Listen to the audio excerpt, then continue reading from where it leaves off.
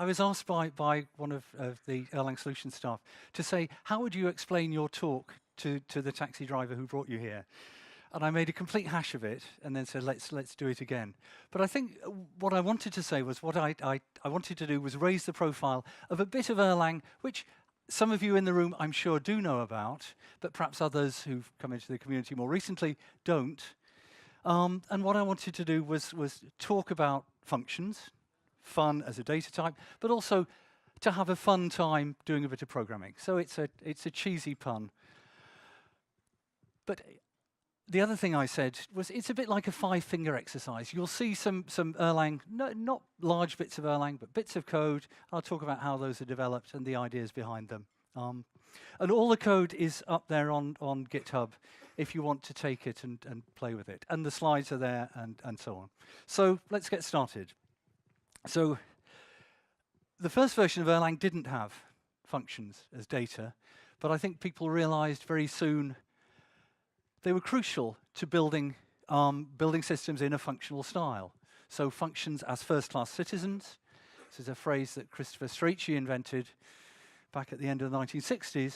But having functions as a piece of data you can pass around to a function, and I think more crucially, that you can return from a function. So the idea that a function can be applied and give you back a function as a result. Pascal, in fact, had functions as arguments, but never had functions as results. And I think that's the acid test for having something that is, or allows you to do real functional programming. And of course, every language has got that now. We've got lambdas all over the place. But I guess there are languages like Erlang, like Haskell, which are naturally functional. Just to introduce the idea of functions, get you started, functions as data, the simplest example I can think of where you've got a natural representation of some data as a function is a game rock, paper, scissors. I think that's so simple I don't have to explain it to you. Two people choose simultaneously. Choose one of rock, paper, and scissors. If you choose the same thing, it's a draw. If I choose rock and you choose scissors, you win because the scissors blunt the rock. If, on the other hand, you had chosen paper and I had chosen... Oh dear, got it right. Okay, yes. Never mind. Oh. But you know the game. I don't need to explain it to you. The question is, how do you think about what a strategy is in a game like that? What does it mean to, if you're trying to build an implementation of a game like that, what is a strategy? You might, in a traditional language, have a few symbolic things, saying, there's a random strategy, there's a strategy that echoes, for example. And it would just be something like an atom in Erlang. But what we can do when we have functions is make a strategy a first-class thing. So we can say a strategy is a function from a list of plays, what my opponent has played up to now, to my choice this time. So it's a natural, it isn't anything other than a function. And you can see here I've even got a type for it. And so simple strategies that people play in rock, paper, scissors are things like random, just make a random choice, that's not bad. One of the best strategies, don't tell anybody else, don't tell anyone who isn't in the room, is to assume that people don't play the same thing twice. So if you assume that, you can play to maximize your non-losses. So for example, if somebody played rock last time, you can assume they won't play rock this time. So you can assume they're either playing paper or scissors. So if you choose scissors, you either draw because they've chosen scissors, or you win because they've chosen paper. So that strategy of assuming they don't repeat is a really good one. But we can build all sorts of, we can build a game now that takes a strategy and you can play against the strategy. And it's completely configurable. You can supply whatever strategy you want as a function and then play against the machine. And once we've got strategies as data, we can think of combining strategies. You can think of a strategy that chooses randomly from a number of given strategies. We could apply them all and choose the most popular result. We could replay all the strategies on the history so far and see which one does the best. Choose that one. So once we've got functions as data, we start writing functions over them.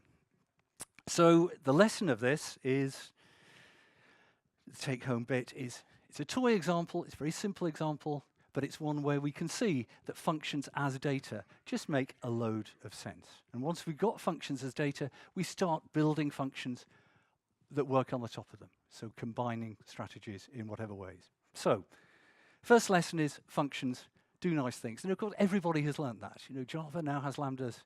There aren't many languages that don't have lambda in there. Final thing, if I got you interested in rock, paper, scissors, there is the World RPS Society. And it has all sorts of interesting facts. Men play rock, paper, scissors differently from women. Lots of statistical information.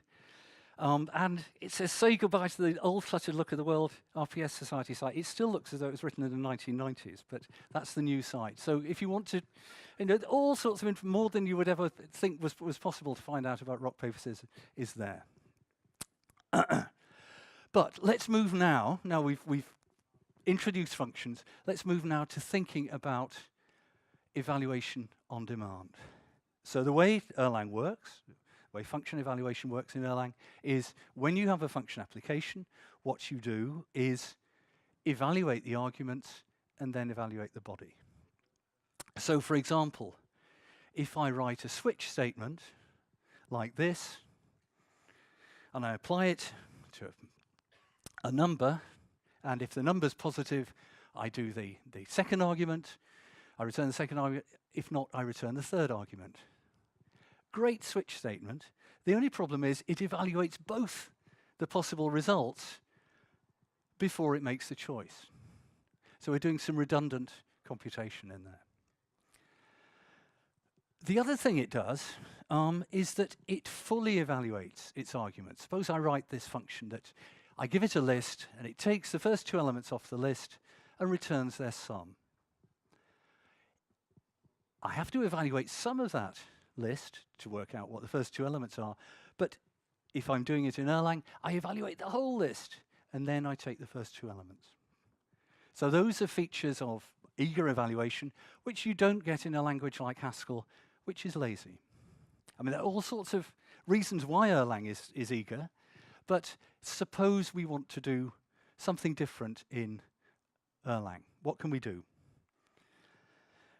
Well, if an argument is a function, it's passed unevaluated.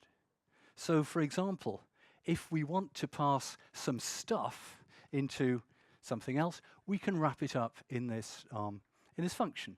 It's a function that takes no arguments, but the stuff is in there, and the stuff is not evaluated until we apply it. So we've got a simple way of delaying the evaluation of the stuff until we want to do it. So delay, we can do delay with that function application. So we can write a lazy switch that looks like this. It's got a type. Ooh, the type's not so nice now. We pass in a number as the first argument, but the second argument and third argument are these delayed computations. It's a function that takes no arguments and returns something of type T. And what we do inside the body is we take the function, pars now is not an expression, it's one of these delayed expressions, neg is the same, and then we apply the function in that case. Okay, so we've got our lazy switch. It's not terribly elegant. And what we have to write when we apply it is something like this. So we have to explicitly wrap up, suppose we want to switch between 3 plus 4 and, whoa, something that's going to cause us an error, 1 divided by 0. We have to wrap those things up explicitly in those function bindings. So there's one other trick that makes us do things much more effectively in Erlang. We've got funds. The other thing that is our friend here is Erlang macros. So what I can do is define a switch macro which will do the wrapping up for me so that I don't have to do that explicitly. So now I've got a macro called switch, and I can apply it like this. And when I call this switch macro, it will evaluate the first argument, see it's positive, and return 3 plus 4. I won't get the error from dividing 1 by 0. So I've been able, by this judicious combination of functions and macros, to turn the rather inelegant thing at the top of the slide into something that looks just like a function application, except it's not. It's a macro application, which of course wraps up those arguments at compile time, so that when they're passed in, they are unevaluated at runtime. So what we've got here is a way of doing delayed evaluation. But it's all or nothing delayed evaluation. We've got either evaluate that argument not at all, or evaluate it fully. How do we deal with delay in a data structure? And I guess the canonical, the main example of something like this is a data stream, where we expect to produce the data and to read the data in a lazy way. We don't expect to be delivered a stream of data. When we start a computation, we expect to pull data off the stream when and if we need it. So that's the data flows along like the coal on this. So how can we build lists, say, or lazy lists, which are the same as streams? Well, what we want to do is to construct a list with a head x and a tail x's. What we do is wrap those up in a closure, in one of these delayed computations. We return the tuple of x and x's, but it's wrapped up inside that function. That's how we build one of these. And to deconstruct them, what we do is take the function, apply it to the empty argument list, and then deconstruct it, pull out the first and second element. What's wrong with that? It's after lunch. Can anyone spot the error with what I've written there?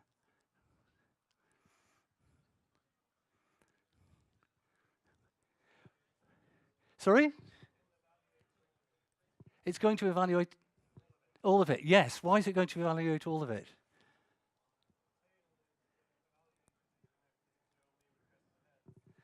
The point is, I've written a function there. So cons will evaluate its x and its x's. So what I need to write is a macro.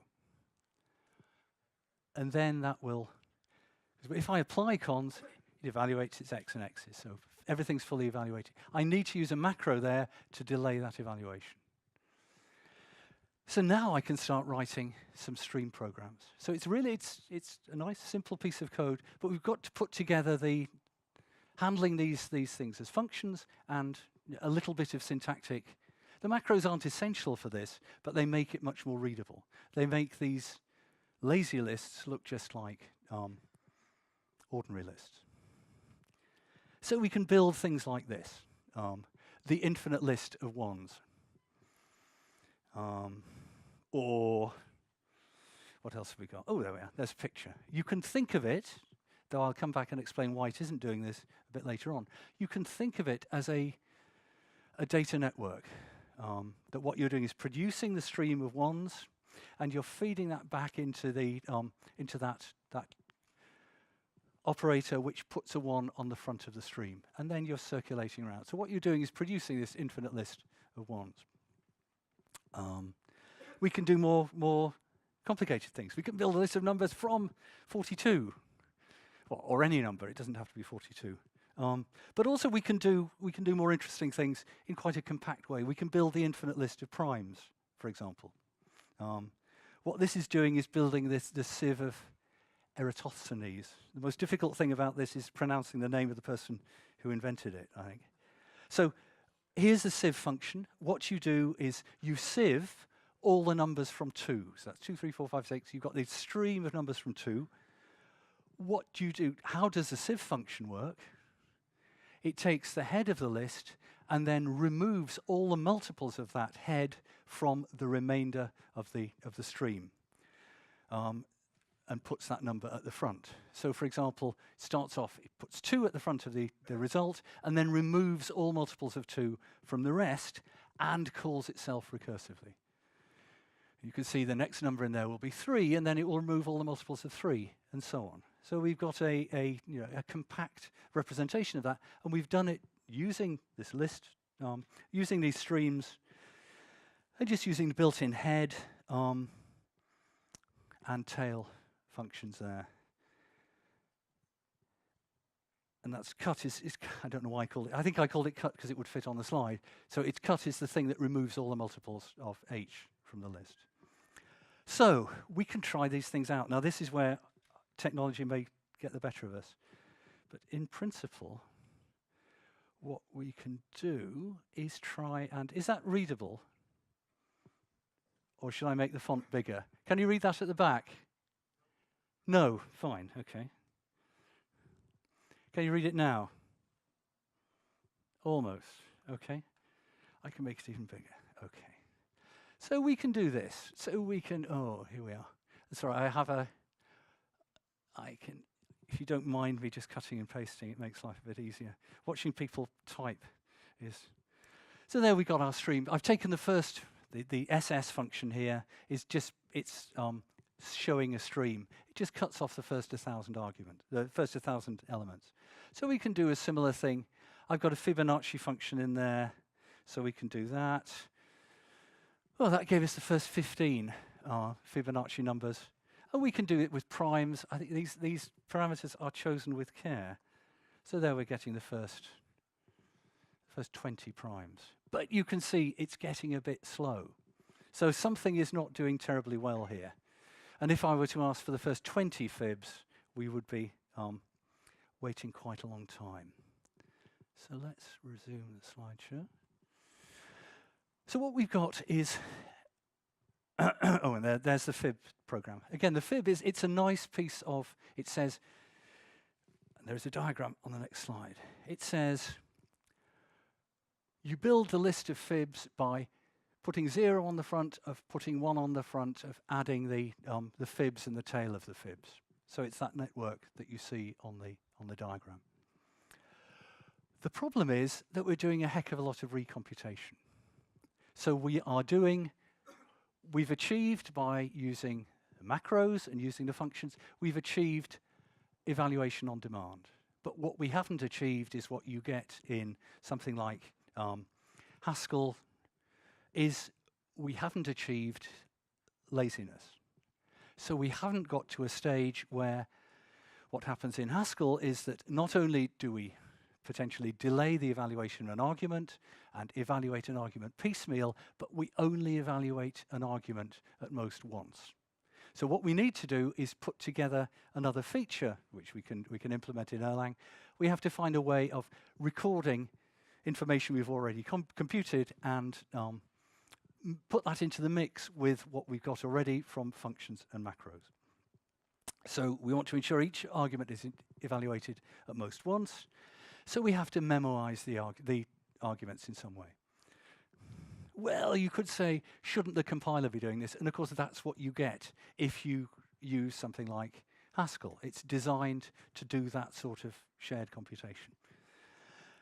We could do a parse transform to achieve this, and you could make the things I'm showing you in the second half of the session are ones which you can, they're done in a stylized way, so you could easily parse transform your way to doing these, or macro expand to what's going on. But I wanted to show you a bit more of what's going on underneath, under the hood. So what we have to do is somehow manage storing the way that results are held. There's two approaches. One is to, in a sense, is a cop-out, but it's very useful and it works, is to use an ETS table. The second, which is the sort of more elegant, is to have an explicit store that we pass around between our functions. And that's where things get quite subtle in the way that we have to ensure that things are passed around, that a suspension gets the store that it needs to at the right time. And talking the right time, how are we doing? Okay, fine. So let's look at memoization. I'm sure you know what's going on here. We can transform something like Fibonacci into a memoized version by stuffing the results into an ETS table. So I just wanted to show this because it factors out the memoization into a simple example. So when we look at something a bit more complicated, we're not worrying about that in itself. So we replace the function at the top with one which, when you apply the recursive case, you check whether you've computed the answers to the recursive calls already. If you haven't, what you do is compute those recursive calls, add them together, and then add it at the right place of the ETS table. If you have computed it already, you just look it up. So in the case of n, we're going back and computing at n-1 and n-2, but because of the pattern of the recursion, those values are just sitting in the table. So we can hopefully very quickly do a calculation. Let's see if I can demonstrate this. Apologies. Right, okay. So we need to, if we're doing this, we need to set up the ETS table, and then we can ask for, I don't know, let's ask for fib of 10,000. And there it is. Whoa, it's quite big. Oh, there we are. Yeah. So it gets there. That's a lot faster than doing the repeated calculation. So we're getting that, in what, a second, something like that. So it's a simple trick, but it gets us where we want to go. Oh, sorry. So we've now got, what have we got? Functions, macros, and memoization. And I think that is enough to give us streams where we evaluate everything only once. So what we do here is store either the head and tail, if we have them, for a list, or we store a thunk which is not yet evaluated. So our cons cells, the things that from which we build lists, are either evaluated, so there is a head and a tail, or they're not evaluated yet, and when we hit them, we evaluate them. So that's the pattern, and the number you see in slot 0 is the next free cell. So this is, in a sense, it's rather horrible. What I'm doing is some memory management stuff inside an ETS table. But it's the fact that we can do it in a very compact way that I think is the nice aspect of this. So here is our cons, and again, this is a macro. What it does is, when you construct a new cell, it sticks this thunk into the appropriate place in the table. So constructing a node just sticks that unevaluated, wrapped up in the inside that function definition, and it increments the next free cell. And that's what we get back is a reference. So the cons node just builds us a reference, and that reference might point to either the pair or the thunk. So our cons does the construction and sticks it in the table unevaluated. So head and tail will have to do some work, and here's what we have to do with head and tail. We look up what's in the appropriate place in the table. If it's unevaluated, we evaluate it and stick the results back in. Otherwise, if it's already evaluated, we just take the head or the tail of what's there. So evaluating the head has that side effect of actually causing a computation to take place, but it only evaluates that one cell. And it's an exercise to do tail. It's not so difficult to see what's going on there. So that gives us head and tail and construction. So now we can build lists like this. So we can build a circular map, something like this. But you can see what I've had to do here, and this is perhaps the least attractive bit of this presentation, is I have to put an explicit reference in there. I have to tie that knot explicitly.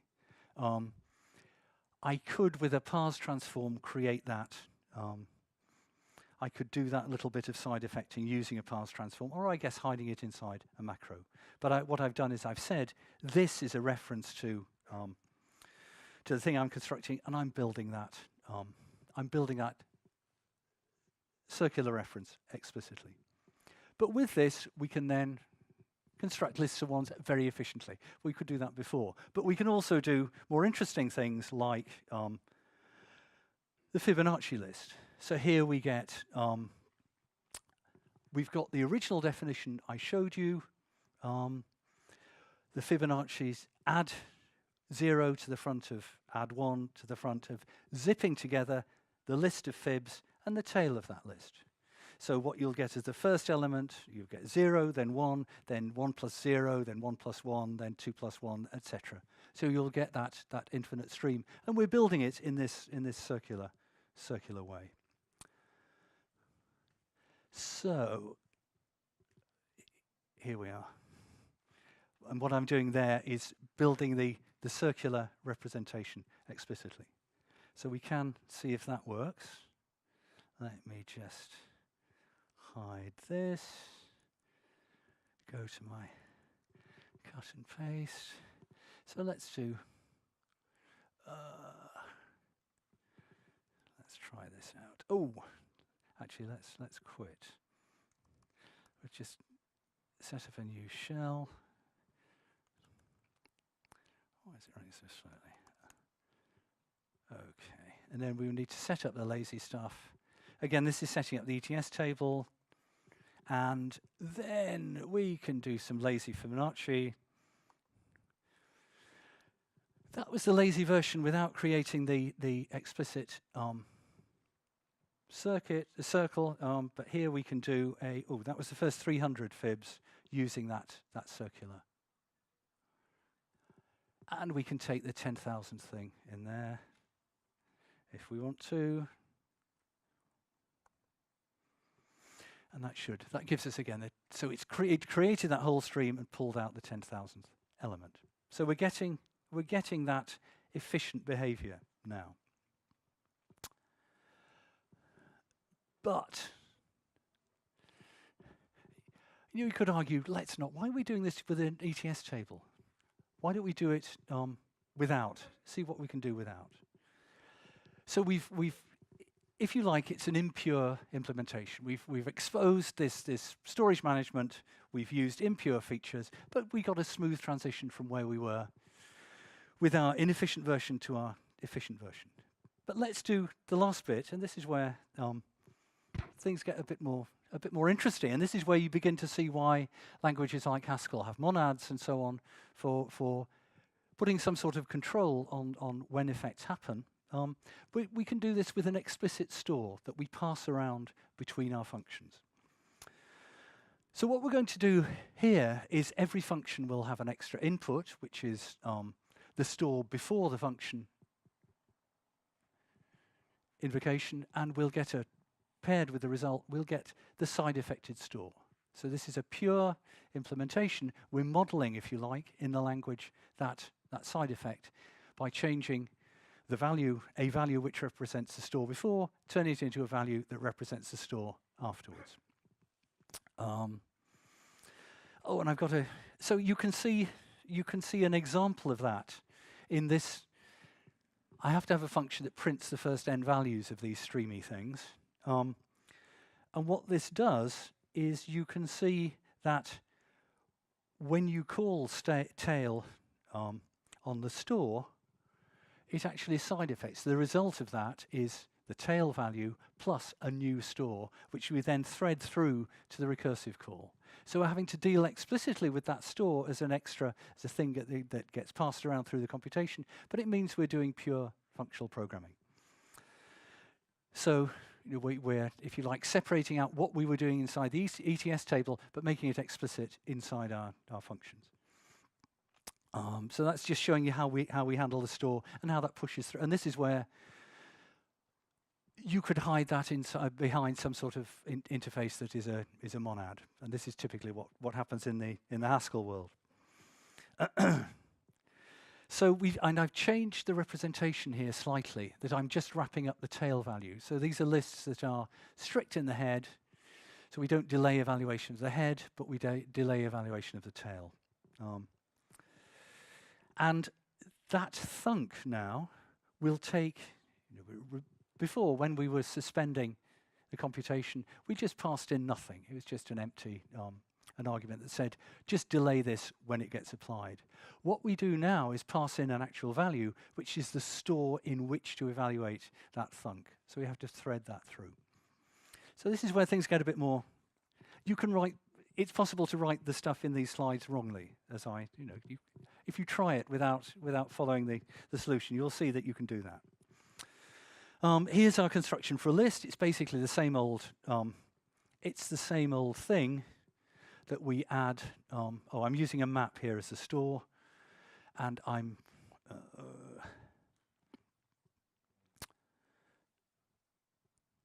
and I have a function that reads the next free space in that map.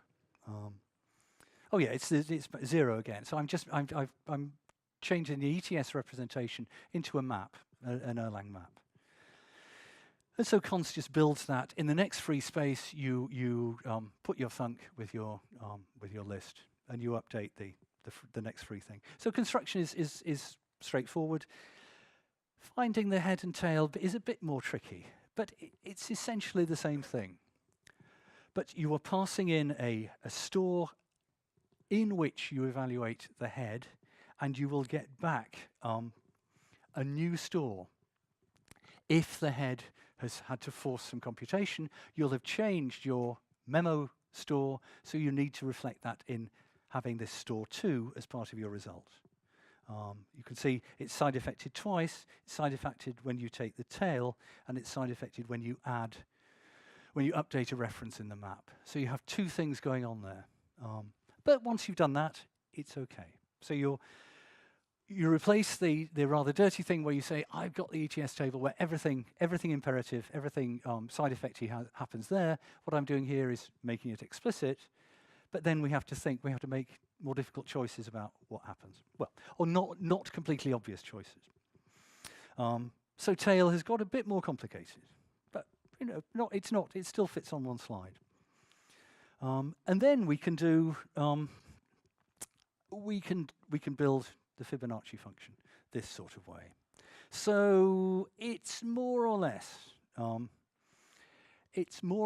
what you have seen before, except when we build the function, we have to think about how the store gets passed through those the tails.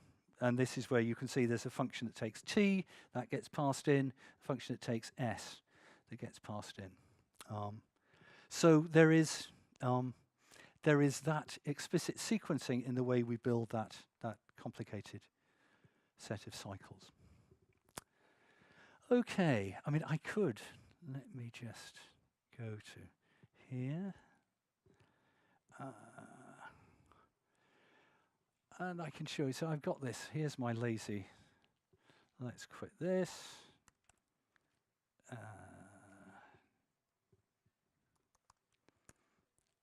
I think it's going slowly because I've got 2 screen recorders running. I think that's probably hammering the... and that's using the lazy store. You can see, ooh, I've got my function here. Oh, it's just, yeah, sorry, I haven't got the function explicitly. Oh, let me show you. Here we are. Yeah. So what show does is you create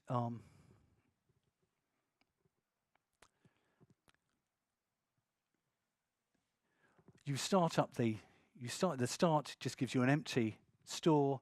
You apply your function, your stream creating function to that empty store. It gives you back a stream and a new store, and then you recurse with that. So you're in printing out, in showing the function, you have to pass that new store around. Okay, so let's move back to where we were. So to conclude, what have I done? I've used functions and macros and ETS tables or explicit store handling to give us complete lazy evaluation in Erlang. If you want to take it off the shelf, then the ETS table thing works just fine. You create a large ETS table, but hey. If you want to do it in a rather more compact way, you can deal with an explicit store and handle inside that map or whatever precisely the information you need to keep. But in either case, what you've got is a serviceable approach to doing this sort of laziness. And there are a number of people who would argue that this is precisely the sort of language you like. I mean, if you look at what's happening in something like Haskell, I'm a great fan of Haskell, but Haskell implementations have to work insanely hard to remove laziness as much as they can. And it's the case, if you ask a Haskell programmer if he or she understands how the program consumes space, they're probably lying if they say they do. Because space consumption, when you're building complex data structures and you're evaluating them in this demand-driven way, is very difficult to understand, and it's not modular. Because the behavior of a function depends not necessarily what's in the function, but on the context in which you're running that function. And if those functions return complex data, then you have a problem. So arguably, doing laziness like this, where you build it in a principled way into a strict language, is more maintainable. It's not perhaps so elegant, but it's more maintainable and more usable, and certainly more predictable in its behavior, because you've constrained where you're doing the laziness, than the elegant approach where the compiler has to work very hard just to remove all the potential laziness that has been added. I think just going back to the beginning, we can see, I'm sure this is not something new to you, but it's just useful to see functions have been at the heart of this. We couldn't do any of this without functions as first-class citizens. It's not just for this sort of application, but we can use them for, as you could see, for something like rock, paper, scissors, anything where you want to encapsulate behavior inside a piece of data that you want to pass around. I mean, JavaScript is now full of, JavaScript is a functional language. Certainly in many of its libraries, it's composing functions to build data transformations and so on. Pure modeling of effects isn't entirely straightforward. The stuff I showed at the end wasn't, and you can see this is why in languages where it's not possible to do arbitrary side effects, there needs to be some way of structuring those. And I hope this gives you a hint at least about why, when people talk about monads, they're not just trying to show you how clever they are, but they are there as a way of structuring away some of the stuff that lies inside what I was showing you in the last bit of implementation. One of the things that people do quite a lot in functional languages in general is build small languages. Another approach to this is we could build a little language of stream functions and compile it into this sort of program. So this is certainly in Haskell, also in Erlang. That's something that people do. And again, having functions there as data make that crucial. Parser combinators are things that people talk about as one example, but there's a whole slew of examples like that. I think the other thing is that this is all stuff that isn't new. You know, this has been entirely possible for the last 30 years. I mean, maybe it's quite nice to see that for people who've been doing this for a number of years, that people are now becoming much more familiar, much more used, much happier using functions as in part of their daily programming practice. But it's interesting that it has been, the potential has been there for the last 30 years. So I think that's my conclusion. I have terminated. I'm not going to go on forever. So if you want to download the stuff, try it out. If you have any feedback or anything, do let me know. It's all there on GitHub. So thanks very much.